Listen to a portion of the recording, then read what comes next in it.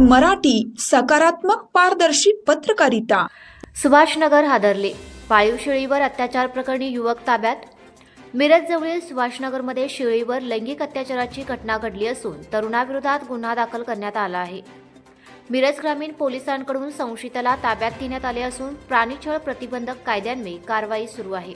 मिरज शहरालगत असलेल्या टाकडे ग्रामपंचायतीच्या ब गटातील सुभाषनगर परिसरात एका पाळीव शेळीवर लैंगिक अत्याचार केल्याचा आरोप झाल्याने खळबळ उडाली आहे।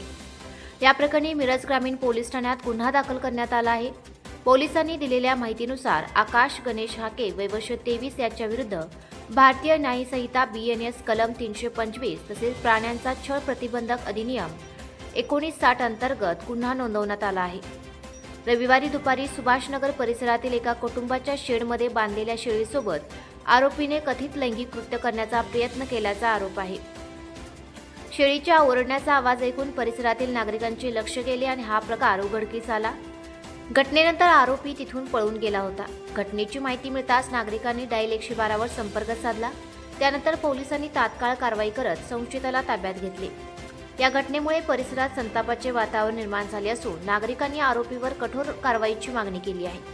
या प्रकरणाचा पुढील तपास मिरज ग्रामीण पोलीस करत आहेत।